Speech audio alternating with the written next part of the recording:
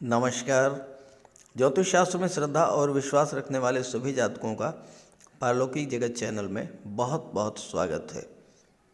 17 जनवरी 2023 शाम 5:04 पर कर्म फलदाता न्याय के देवता शनिदेव राशि परिवर्तन करके अपनी मूल त्रिकोण राशि कुंभ राशि में गोचर कर चुके हैं।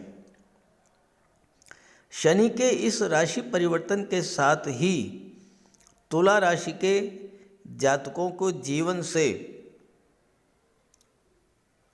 ढैया का प्रभाव समाप्त हो जाएगा। जनवरी 2020 से आप लोग ढैया से प्रभावित थे और ढैया के कारण आपके जीवन में तरह तरह की परेशानियां आ रही थी, लेकिन अब स्वर्णिम भविष्य की ओर आप गतिमान होंगे। एक नया सवेरा आपके जीवन में आएगा। शनि अपनी मूल त्रिकोण राशि कुंभ राशि में गोचर कर रहे हैं और अब आपको इस गोचर से बिल्कुल भी घबराने और परेशान होने की आवश्यकता नहीं है, क्योंकि अपनी मूल त्रिकोण राशि कुंभ राशि में शनिदेव सर्वश्रेष्ठ फल प्रदान करते हैं। देखिए, शनिदेव अगर आपकी कुंडली में, जन्म कुंडली में उच्च के हुए, स्वराशि के हुए या मित्र राशि में गोचर कर रहे हों तो ढैया के दौरान भी अच्छा फल प्रदान करते हैं, लेकिन अगर शत्रु राशि, नीच राशि या पाप प्रभाव में हो तो स्वाभाविक तौर पर अशुभ फल देते हैं। शनि को न्याय का देवता और कर्म फलदाता माना जाता है, तो शनिदेव आपको आपके कर्मों के अनुसार ही फल देंगे। हाँ, ये बात जरूर है कि अगर आपकी जन्म कुंडली में ही शनि खराब है, दूसरे शब्दों में पूर्व जन्म के कर्म ही यदि खराब रहे हैं, तो इस जन्म में आपको विशेष सावधान रहना होगा और शनिदेव के उपाय भी करते रहना होगा। हालांकि अगर गोचर में शनिदेव अच्छी स्थिति में हुए तो अशुभ फलों में कमी आ जाती है और शुभ फलों में वृद्धि होती है। तो आइए बात करते हैं ढैया के समाप्त होने के बाद तुला राशि के जातकों के जीवन में क्या क्या सकारात्मक परिवर्तन आएंगे। ये विश्लेषण आपकी चंद्र राशि के आधार पर किया जा रहा है और वीडियो के अंत में मैं आपको शनिदेव के उपाय भी बताऊंगा। दूसरी महत्वपूर्ण बात यह है कि मैंने अपना व्हाट्सएप नंबर शेयर कर दिया है, डिस्क्रिप्शन बॉक्स में आपको मिल जाएगा, लेकिन इसके अलावा कमेंट बॉक्स में दिए गए किसी भी नंबर पर भूल करके भी कांटेक्ट मत कीजिएगा। कोई अनजान व्यक्ति आपके साथ फ्रॉड कर सकता है। तो ये है तुला राशि के जातकों की कुंडली। 17 जनवरी को शनिदेव का गोचर आपकी कुंडली के पंचम भाव में होगा। देवगुरु छठे भाव में है और राहु सप्तम भाव में गोचर कर रहे हैं। आगे बढ़ने से पहले एक नज़र पिछले 2.5 वर्षों के कालखंड पर भी डालते हैं, क्योंकि सुख की अनुभूति तभी होती है जब व्यक्ति दुखों से बाहर आता है।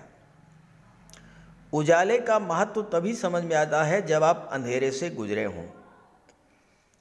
तो पिछले 2.5 वर्षों में क्या कुछ आपने झेला, एक बार जब वो आपके सामने आ जाएगा तो आने वाला जो समय है उसकी क्या इम्पोर्टेंस है, क्या महत्व है, वो आपको अच्छे से समझ में आएगा। पिछले 2.5 वर्षों में क्या सीखा, क्या आपका अनुभव रहा, अब ये आपके काम में आएगा। क्योंकि चाहे 7.5 हो चाहे ढैया हो, शनिदेव व्यक्ति को तपा देते हैं। खरे सोने जैसा तपा करके बाहर निकालते हैं। व्यक्ति को हर चीज का अनुभव हो जाता है, कौन अपना पराया है, कौन अच्छा है, कौन खराब है, किसने कष्टों में साथ दिया, कौन दूर हट गया। ये सारे एहसास आपको 7.5 और ढैया के दौरान हो जाते हैं। शनिदेव का गोचर कुंडली के चतुर्थ भाव में था। याद कीजिए, जनवरी 2020 के बाद का कालखंड क्या कुछ नहीं झेला आपने। चतुर्थ भाव सुखों का होता है और यहाँ पर शनि का गोचर था, भौतिक सुखों में कमी आई, परिवार के सदस्यों के बीच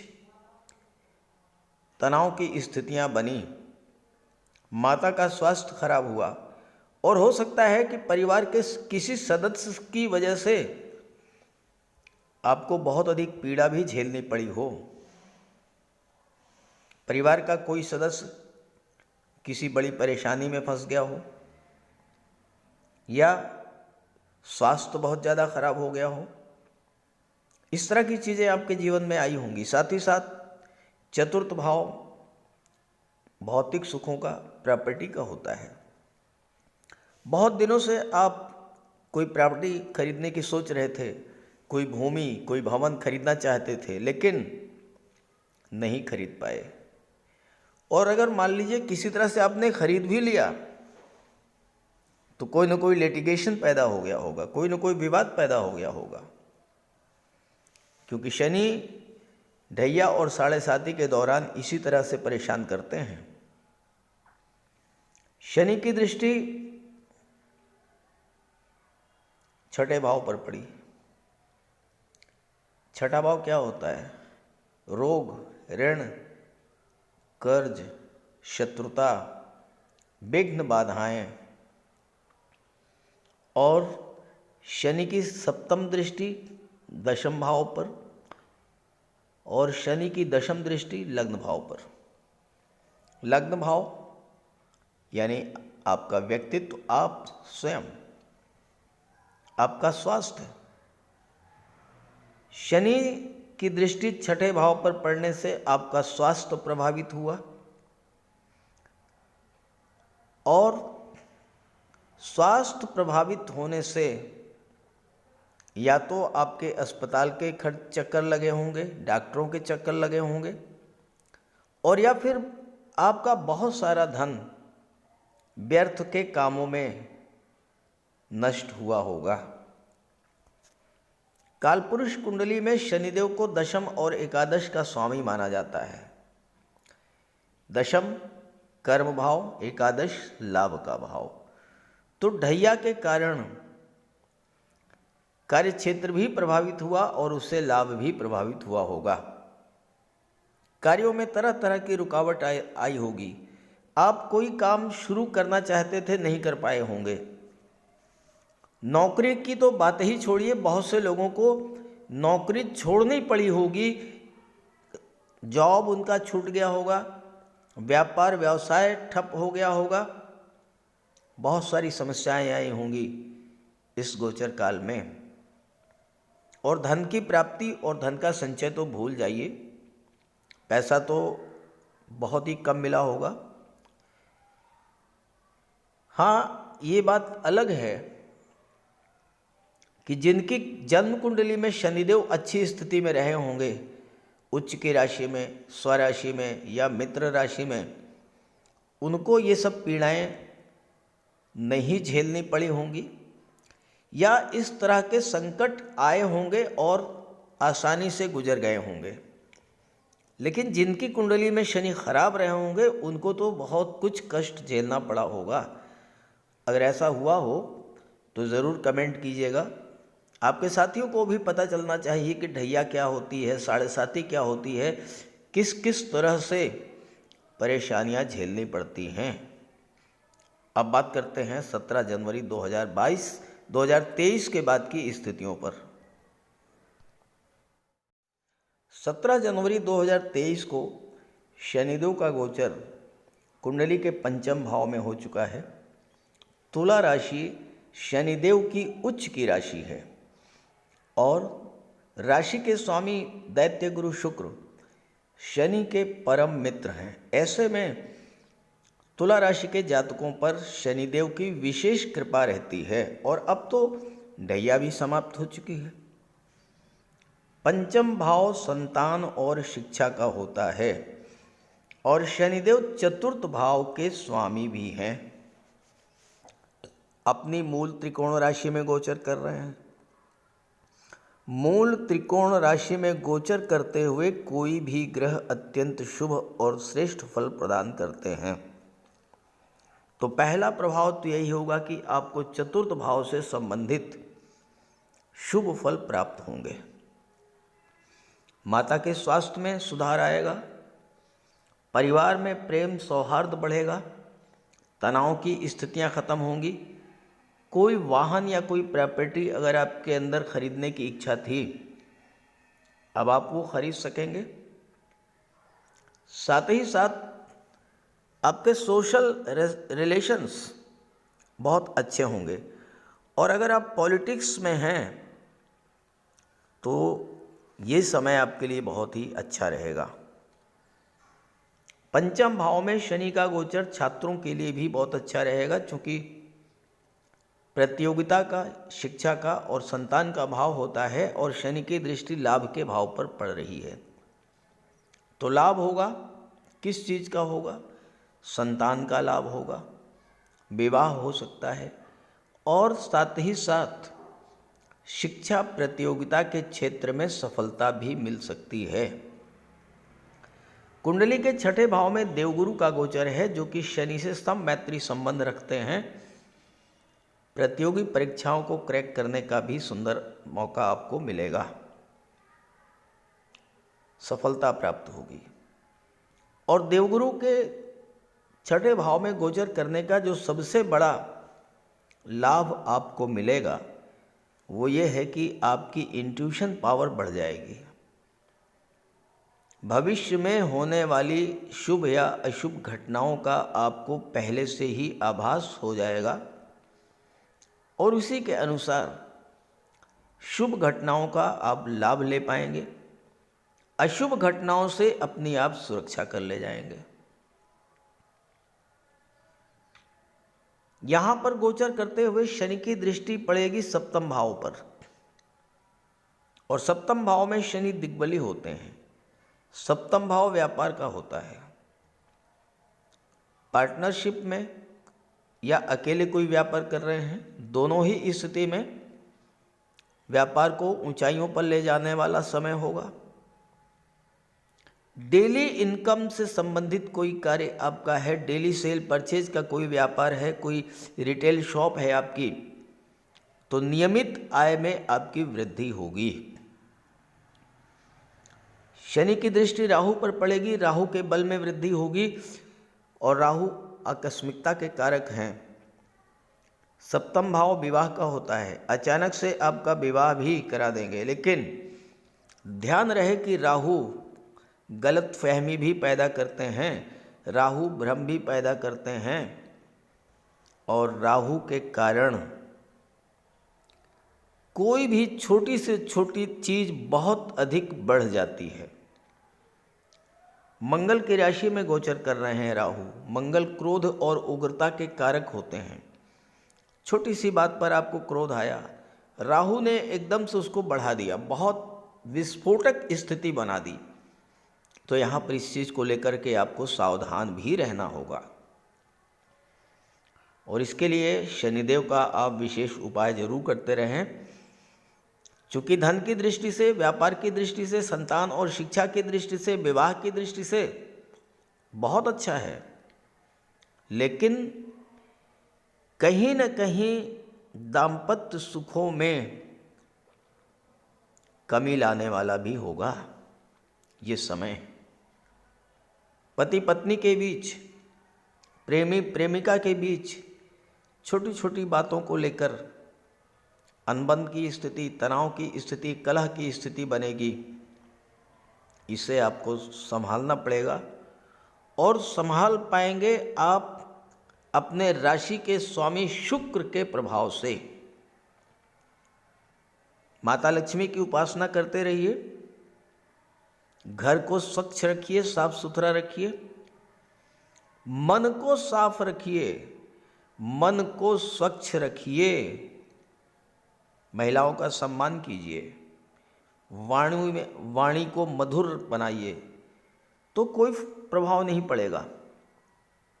लव रिलेशंस भी अच्छे रहेंगे, दाम्पत्य सुखों में भी वृद्धि होगी। शनि की दृष्टि आपके लग्न भाव पर पड़ेगी, अष्टम दृष्टि, दशम दृष्टि, सप्तम दृष्टि पड़ रही है लाभ के भाव पर, अष्टम, नवम और दशम। शनि की दशम दृष्टि पड़ेगी धन के भाव पर। तो यहां पर शनि द्वितीय भाव को विस्तारित करेंगे। धन की प्राप्ति और धन का निवेश होगा। खास करके कोई प्रॉपर्टी खरीदना चाहते थे तो आप प्रॉपर्टी में निवेश करेंगे। महिला हैं तो ऑर्नामेंट, ज्वेलरी में पैसा निवेश करेंगी। आभूषण, ऑर्नामेंट्स, गोल्ड, ये सब खरीद सकते हैं। परिवार में वृद्धि करेंगे शनिदेव, यानी या तो संतान की प्राप्ति होगी या फिर विवाह होगा किसी न किसी सदस्य का। तो इस तरह से आने वाला समय आपको स्वर्णिम भविष्य की ओर ले जाने वाला होगा। ज़्यादा से ज़्यादा आपको इसका लाभ मिले, इसलिए शनिदेव का उपाय आप जरूर करते रहें, क्योंकि शनिदेव आपकी राशि के स्वामी शुक्र के मित्र भी हैं और तुला राशि शनिदेव की उच्च की राशि है। तो आपको हर तरह से शनिदेव का उपाय करते रहना है। तो बात करते हैं उपायों पर। ज्योतिष शास्त्र में कहा गया है कि शनि जिस पर प्रसन्न होते हैं, यानी जिसका शनि ग्रह मजबूत स्थिति में होता है, तो शनिदेव रंक से राजा बना देते हैं। और शनि अगर कमज़ोर हुए, खराब हुए, तो राजा भी रंक हो जाता है। शनि के मजबूत होने से लोहा, मशीनरी, कारखाने से जुड़े व्यापार में तरक्की होती है, कोर्ट केस में विजय मिलती है, कार्यों में सफलता प्राप्त होती है, सांसारिक समस्याओं से मुक्ति मिलती है।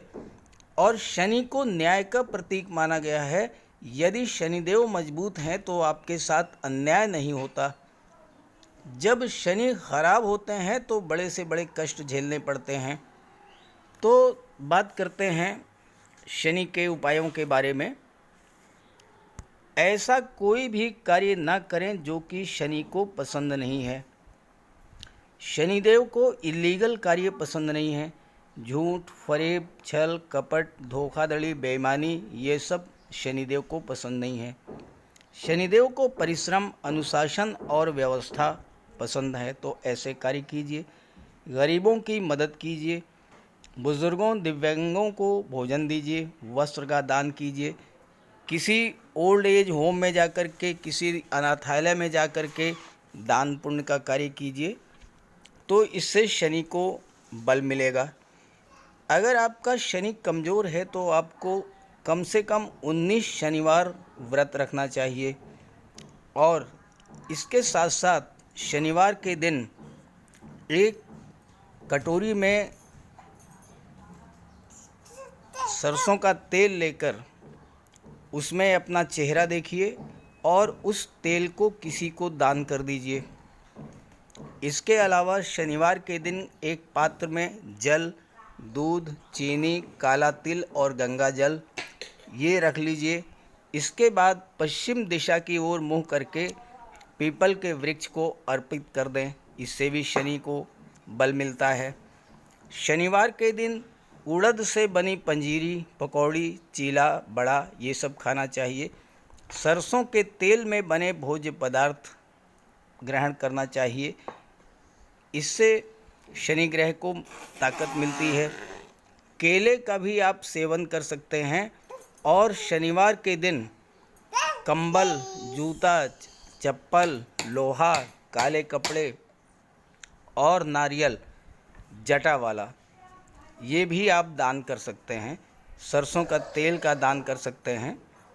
और अगर शनि कमज़ोर है तो आपको नीलम धारण करना चाहिए, लेकिन इसके लिए किसी आप योग्य ज्योतिषी की मदद ले लें। तो ये सब उपाय आप करेंगे तो आपको बहुत बड़ा लाभ मिलेगा। नमस्कार।